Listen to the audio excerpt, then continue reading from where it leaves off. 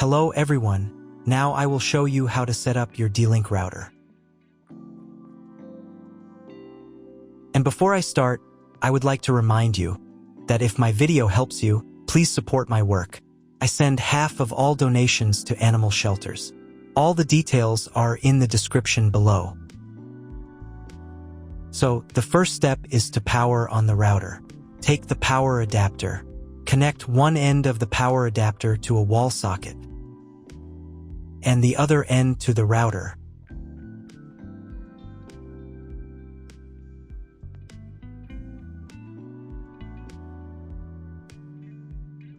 Then press the power button.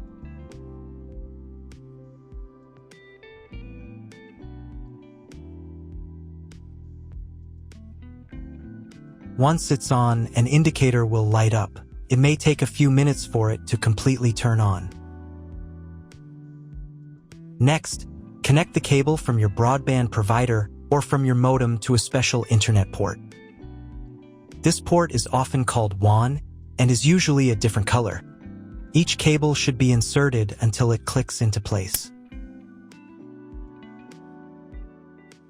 Now you need to reset the router back to its factory settings. Press and hold the router's reset button for 10 seconds.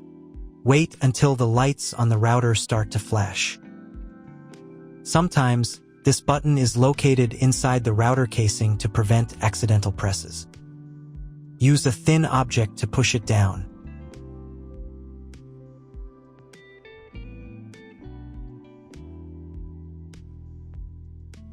The router will restart, and all the settings will go back to their original factory settings. Plug one end of the Ethernet cable provided with the router into an Ethernet port.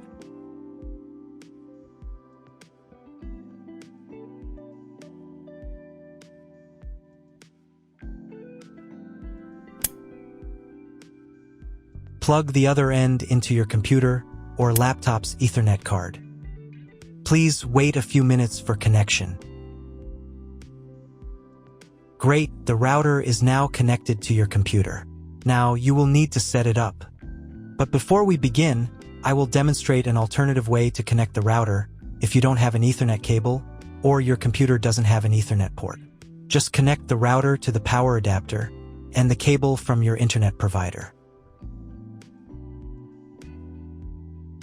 This will enable Wi-Fi. If the router is new and has never been configured, the Wi-Fi network will be named as your router. Your router has a unique Wi-Fi network name and password that is printed on a label. Connect to it. Great, you've connected to the router. Now let's start setting it up.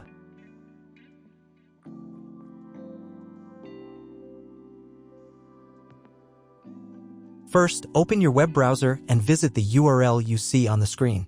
Use the URL bar instead of the search bar.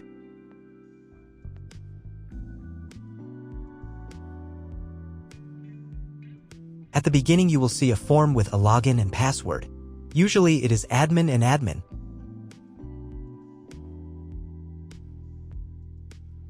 If these credentials are wrong, then find label on your router.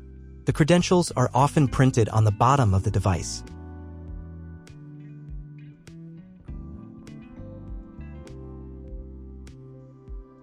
If none of this works, it means that your router has already been configured and someone has changed the login and password.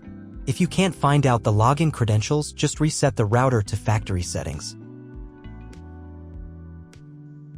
And then log into the router's personal cabinet using the standard credentials.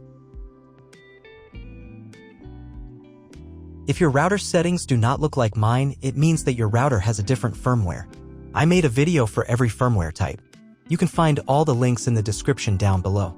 I want to warn you right away that there are many firmware versions and they may differ slightly. But don't worry, you will succeed, just watch the video and follow the instructions. First, you need to change the default password for the router's admin panel.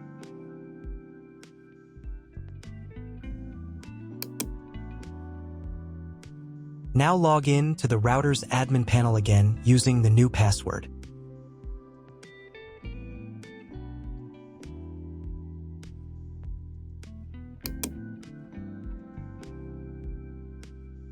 Here, you can change the router interface language. I will keep the language as English. To start the setup process, go to the Click and Connect menu. Click Next. On the next page, select your internet provider. From the provider drop-down list, select your country and operator if you are going to configure a 3G network connection, or leave the manual value if you are going to configure a WAN connection of another type or want to specify all settings for your 3G WAN connection manually. Click Next. On the next page, select connection type. You can find it in the contract with your internet provider. If you're not sure what your connection type is, choose this one. It's the most common option. Click Next. Enter the connection name. This is not your Wi-Fi network name, so you can leave it unchanged. Click Next. On the next page, you can check the settings. In most cases, they should match mine except for the MAC address. Click the Apply button. Wait a few minutes while the router checks the settings. After the check, click Next. In the next step, you need to select an operating mode for the wireless network. Choose Access Point. Click Next. Then enter the name of the access point. This will be the name of your Wi-Fi network. Click Next. On the next page, you need to set a password for your Wi-Fi network. In Network Authentication, select Protected and enter your password. The password must be at least 8 characters long. Click Next. Do the same for the 5G Wi-Fi access point if your router supports it. On the final page, you'll see all your Wi-Fi network details. Check them and save the settings. If you were connected to the router via Wi-Fi, reconnect to the network. If your ISP provides a service to IPTV, you can connect a set-top box directly to the router without using additional equipment. If you are not going to use IPTV, click Skip to Next. Click Apply to confirm the settings. Next, you need to reboot the router. To do this, select Save and Reboot.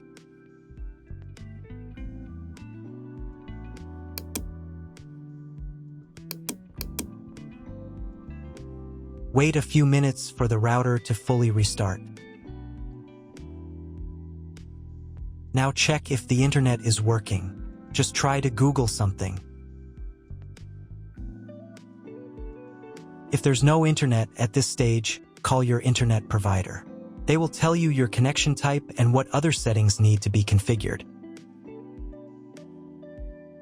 That's all. If my video was useful, please support my work. I donate half of all donations to shelters. You can find more details in the description below.